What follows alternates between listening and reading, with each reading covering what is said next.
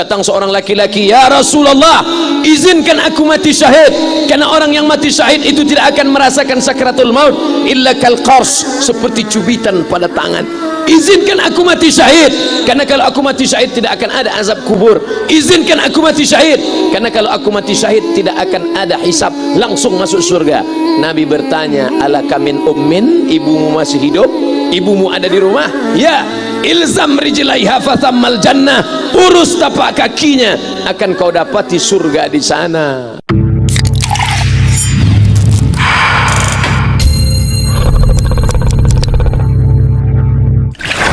Haji Halim sedang menunjukkan begini cara sayang kepada ibu. Wahai kalian yang tak menghormati ibu, yang menyepelekan ibu, yang merendahkan ibu. Malam ini lihat, beliau tidak ada ceramah, tidak ada tausiah, tapi langsung dibuat begini cara menghormati ibu. Ini sekarang banyak orang tak menghormati ibu. Berapa banyak ibu yang awalnya bantu-bantu, lama-lama jadi pembantu. Dulu dia tidak tarawih, kenapa? Karena kita menangis merengek di rumah. Sekarang di hari tuanya dia tidak tarawih juga. Kenapa? Dia menjaga cucunya. Berapa banyak itu terjadi? Jangan sampai. Dia tidak pernah menolak cucunya, dia sayang. Tapi kita yang berpikir, berapa kali dia tidak jadi sholat duha karena kita kencing di kaitnya. Berapa kali dia tidak tarawih karena kita menangis merengek sampai subuh datang. Berapa kali dia tidak iktikaf karena kita, andai dia masih hidup hari ini, datang, belikan pakaian yang paling dia suka, belikan perhiasan kalau ada. Andai tidak cium tangannya. Tapi yang sudah meninggal dunia, jangan lupa kau doakan, Rabbil firli wali walidayya warhamhuma kama rabbayani saghira. Berdoa pun kau tak mau, apalagi yang akan kau bawa menghadap Allah Subhanahu wa taala. Meregang nyawa dia melahirkan engkau, 9 bulan 10 hari kau menumpang di perutnya, 2 tahun kau menyusu, melahirkan, menetes darahnya dalam badanmu. Andai kau gendong dia dari Palembang, jangan sebut Palembang lah Pak Ustaz, dari Pekanbaru Riau, kau gendong dia sampai ke Makkah, kembali lagi, belum tentu dapat menebus satu teriakannya saat melahirkanmu. Lalu apa yang bisa kau lakukan? Datang seorang ibu pergi ke tempat servis HP. "Nak, tolong anak lihatkan HP saya, rusak kayaknya." Dia periksa, "Ini enggak rusak Bu." Terus, "Memang anak ibu enggak nelpon." "Kenapa kau tidak telepon?" Datang dia ke rumah anaknya, "Nak, ibu nggak ada uang mau buka puasa, bisa minjam 100.000?" Apa kata si anak? "Sebentar ya Ma, aku tanya istriku dulu." "Ini Ustaz dapat dari mana?" "Ada yang kirim WA grup." Jadikan ibumu seperti raja, maka rezekimu akan diberikan Allah seperti rezeki raja-raja. Bukan hadis, dapat dari grup WA. Ini ibu minta terus sholat tarawih, tapi sang anak sudah tidak bisa. "Aku mau hentikan saja sholat tarawih ini, karena mau buat tenda ini tidak bisa, tiangnya bambu, sudah bocor. Kita stop saja sholat tarawih bersama ini." Apa kata si ibu? "Buatlah sholat tarawih terus, nanti Allah akan berikan engkau gedung yang besar. Dengan gedung besar itu kau akan tetap sholat tarawih." Mana gedung besar itu? Inilah dia gedung besar.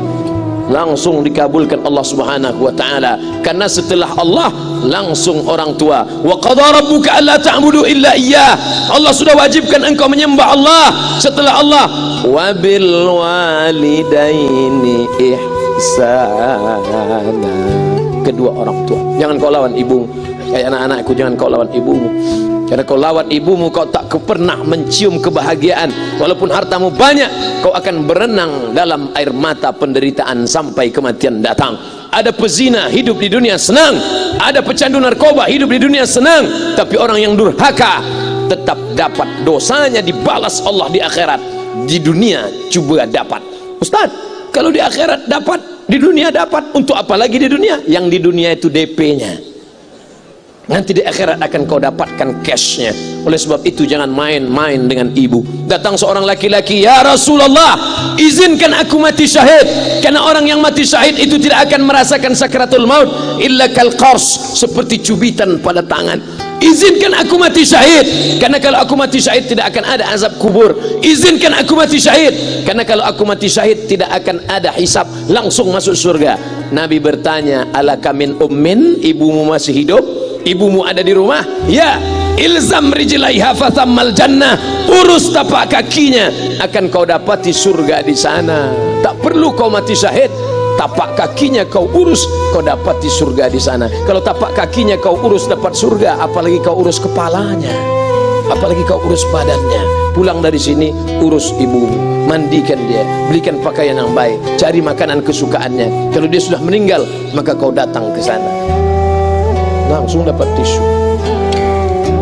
Bapak Ibu yang dimuliakan Allah Subhanahu wa taala, ini ustadz suaranya menggelegar nih, marah apa? Enggak, saya tak marah.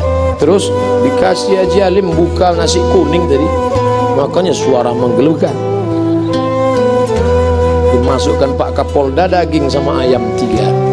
Masya Allah, ini kari Palembang nih Pak Ustaz, mantap, menggelegar suara kita di rumah. Bapak Ibu yang dimuliakan Allah Subhanahu wa taala, datang seorang laki-laki, kata Nabi sallallahu alaihi wasallam, nanti akan ada laki-laki yang datang kemari minta doanya, doanya kabul. Sahabat heran, kami yang hidup sama Nabi, kami yang perang sama Nabi, kami yang jihad sama Nabi, kenapa mesti minta doa dia? Dia tidak pernah ketemu Nabi. Pokoknya nanti kalau dia datang, minta doa sama dia. Setelah Nabi SAW meninggal, barulah dia datang. Orang itu bernama Uwais Al-Qarni. Kenapa doanya makbul?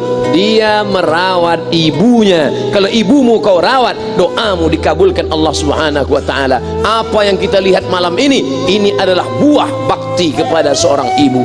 Ya Rasulullah, man ahaqqun nas bi husni sahabati? Siapa yang paling layak mendapatkan baktiku? Ummuka. Siapa lagi? Ummuka. Siapa lagi? Ummuka. Ibumu, ibumu, ibumu. Thumma man? Siapa lagi? Abuka. Kami Ustadz Jenderal Bintang 5, alim ulama, kami hanya dapat 1, sedangkan kalian ibu dapat 3. Ibumu, ibumu, ibumu. Kenapa ibu dapat 3? Karena ibu bisa melakukan 3. Ibu mengandung, ibu melahirkan, ibu menyusukan. Kalau bapak mau dapat 3, coba yang 3 ini. Pulang dari sini, pergi ke tempat jual kelapa muda, beli 1. Jangan dibelah, ikat di perut 9 bulan 10 hari.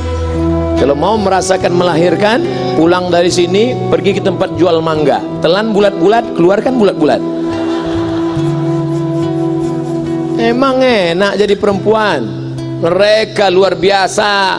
Tanya ibumu, berapa kali dia meninggalkan puasa Ramadan? Saat mengandung engkau 30 hari dia tak puasa. Saat menyusukan tahun pertama 30 hari dia tak puasa. Saat menyusukan tahun kedua 30 hari dia tak puasa.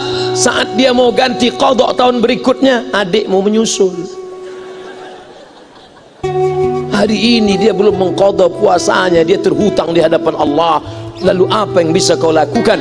Malam ini betul-betul disadarkan. Alhamdulillah ibu saya masih hidup, umurnya 70 tahun. Saya akan pulang dari kajian malam ini, nampaknya malam ini saya yang ceramah, saya yang tausiah, tapi saya mengambil pelajaran. Pulang dari sini saya akan lebih sayang pada emak saya lebih cinta kepada ibu saya malu, saya hanya pandai berceramah, berkata, tapi orang sudah mengamalkannya langsung. Haji Alim membelikan gelang ibunya 2 kali sampai 4 kali setahun. Gelang cincin sudah dibelikan 2 bulan, hilang. Kemana? Ada orang susah tadi aku kasih. Ternyata itu yang membuat rezeki melimpah ruah. Maka rezeki buah yang sudah matang harus kita menjoloknya dengan apa? Dengan berbakti kepada ibu. Bapak Ibu yang dimuliakan Allah, saudara-saudaraku yang dimuliakan Allah Subhanahu wa taala. Ibu ini luar biasa.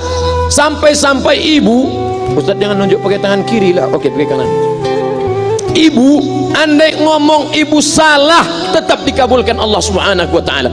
Ada seorang ibu memanggil anaknya, "Ya Juraij, wahai Juraij." Anaknya sedang beribadah. Ibadah pada Allah atau nyambut ucapan ibu? Allah lebih mulia, dia diam. "Ya Juraij," dia tetap diam. "Ya Juraij," dia tetap diam. Dia tidak jawab seruan ibunya. Sampai akhirnya ibunya berkata, apa kata ibunya? "Allahumma la tumitshu hatta turihi wujuhal mumisat." Jangan matikan Juraij sebelum matanya melihat wanita, maaf, tunasusila. Jangan matikan Juraij sebelum matanya melihat wanita tunasusila, WTS PSK, orang nakal, orang jahat.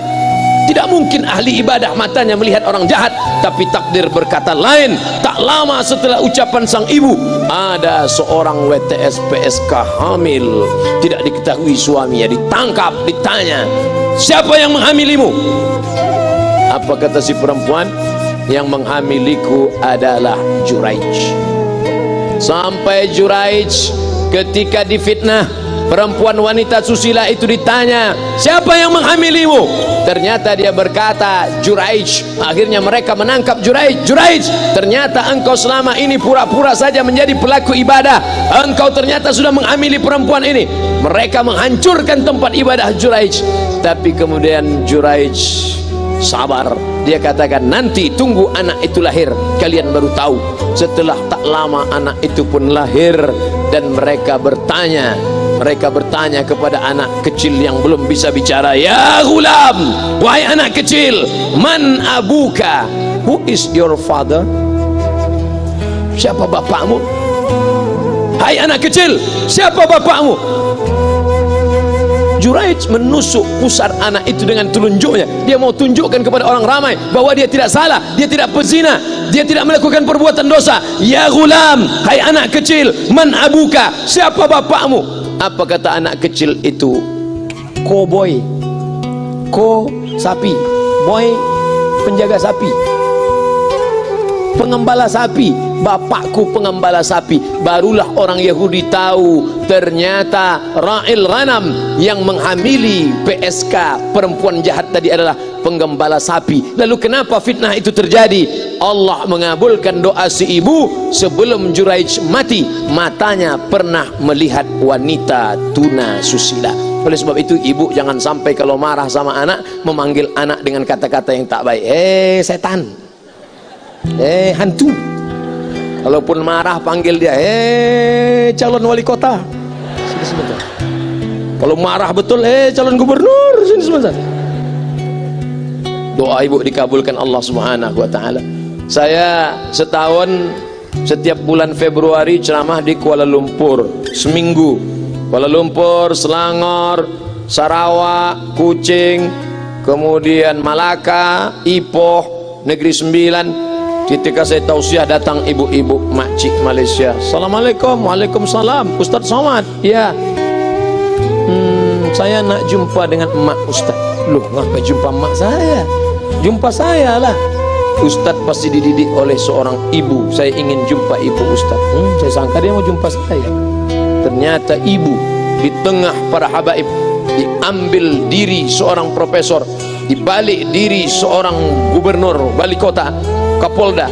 Di dalam diri mereka ini adalah orang-orang luar biasa, tapi dilahirkan oleh perempuan-perempuan yang super luar biasa. Betul? Mereka ini semua dibesarkan perempuan. Makanya ada ungkapan al-jannatu tahta aqdamil ummahat, surga di bawah telapak kaki ibu. Tapi ada yang mengatakan itu dulu Pak Ustaz, sekarang sudah berubah, surga di bawah telapak kaki babysitter. Karena banyak yang menitipkan anaknya kepada penitipan anak. Jangan bu, walaupun kau wanita karir, tidak seberapa itu, tidak dapat kau tebus kehilangan masa-masa manja mereka dengan pendidikan. Ini banyak ibu-ibu sekarang sudah tidak lagi mengurus anaknya. Padahal 6 tahun pertama, the golden age, usia emas, ibu harus ikat hubungan emosional dengan anak. 2 tahun pertama susukan, 2 tahun kedua lompat-lompat, lari-lari, lucu-lucu. 2 tahun ketiga mulai menghafal surat-surat pendek. Umur 7 tahun baru dia sholat. Begitu. Sekarang banyak. 2 tahun pertama dia titipkan ke Al-Baqarah, sapi betina. 2 tahun kedua dia titipkan ke PAUD dan BUUD. 2 tahun ketiga dia titipkan ke TK. Akhirnya anak putus kontak. Setelah anak remaja baru ibunya nanya, Ustadz, kenapa anak saya lebih mau curhat sama pacarnya daripada sama saya? Karena anak sudah lost contact, putus hubungan dengan ibu. Itulah yang dulu dikejar dengan wanita karir, pergi pagi pulang petang, peras keringat, banting tulang, tunggang langgang, lintang pukang. Tak dapat kau tebus dengan apapun. Oleh sebab itu, kalau kau sayang kepada mereka, besarkan mereka. Nanti setelah dia SMP, kau tetap bisa berkarir, tetap bisa apapun. Tapi usia emas ini tetap jaga mereka. Di balik anak-anak yang luar biasa, ada ibu yang luar biasa. Di mana letak ibu luar biasa itu? Inilah dia, ibu-ibu semua, insya Allah. Amin.